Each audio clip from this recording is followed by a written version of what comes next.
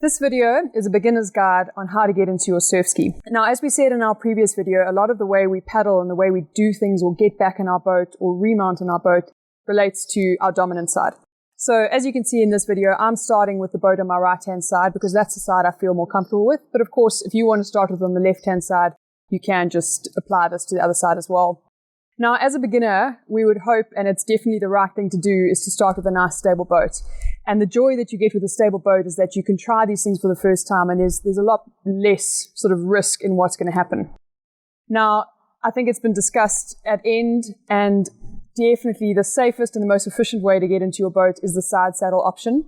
There are trickier ways, which we'll discuss as we'll go, and we might even show you some video clips of that. But certainly as a beginner, we want you to start in a way that has the least obstacles for any shore break to knock you. And obviously that'll get you into your boat quickly, comfortably, and then you can actually get out there and do what you want to do. So we start with the boat on our right-hand side. And really importantly, which you'll notice immediately, is we've actually got our paddle lying down the side of the boat. So what that does is you hook your paddle on the piece of your paddle that you want to be holding in your right hand. So you're not holding it halfway up the shaft or halfway down the shaft. You want that paddle comfortably where you would want it as you take your first stroke. So the paddle is in your right hand and it is up and flush against the side of the boat. So you can see from the video, the spoon is tucked away. It's not sticking out, because if it does stick out, it's very likely that a wave is gonna hook it and possibly try to pull it out your hand or make you unstable. So try and get your paddle nice and flush against the boat and make sure that that is your comfortable starting position. Paddle set. Your left hand, or the other hand, is going to be slightly closer towards your foot plate, with your right hand more towards halfway and towards the back of your cockpit. So it's a slightly split arm stance. Paddle flush against the boat, left and right hand slightly apart. So that already is making you nice and stable. Now from there, all you're looking to do is get your bum into the boat. Once your bum's in the boat and your legs are hanging off the side, you can see from the video how stable I am. So stable you could even take your hands off the paddle if you needed to. You could rest the paddle across your lap if you wanted to. Otherwise, you can quite comfortably sit in the boat, legs hanging over, still holding your paddle against the boat.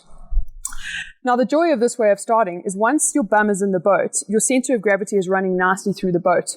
All you've got to do is literally pick that paddle up and take your first stroke on the left. As you pop that paddle into the water, you've already got a bit of load on the paddle, and it creates this awesome leverage for you to literally just pull slightly on the stroke, swing your legs into the boat, and before you know it, there you are, you're in. You can take your next stroke and off you go. So what we need is the really key factors is paddle flush against the boat, hands slightly split, bum goes in first, legs hang off, and when you're ready, you can either flip one leg or both legs at the same time into the boat as slowly or as fast as you want and take off for your next set of paddling. Let's have a look at it from a different angle. So as you can see from this angle, you get a better idea of where the boat is in line with my body. Before we even get to the boat placement, it's probably important to note whereabout you're actually getting into the water, so how deep the water is around you. I'd say the rule of thumb is around knee height. With it being at knee height, it means there's enough space for you to almost simply drop into the boat without disturbing the boat too much and without having to use too much of your own sort of power. As the water gets a little bit deeper, it requires a slight little bit more skill. So to actually get yourself over the boat and back into it. So I would definitely recommend knee height, probably not much lower than that. So with the boat next to my side at about knee height in the water, I've basically lined the boat up to be almost in line with my hips, maybe even slightly behind my hips. So you can see, same thing applies. Paddle is nice and flush against the boat. On my right-hand side, nothing obstructing or able to get sucked in by the water. I've got my left hand slightly forward, my right hand slightly back. And just be wary of your thumb. It is quite easy, and I've done it lots of times before, where you get so excited and you jump in your boat and you actually squash your thumb between your body and your boat, and next thing you can't actually get your paddle out. So you need to practice these things and try these things in training, and then you'll start to perfect it. So same theory applies. Paddle and hands are placed.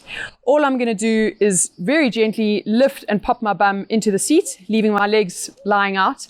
And that gives you lots of stability. So you can take your time there.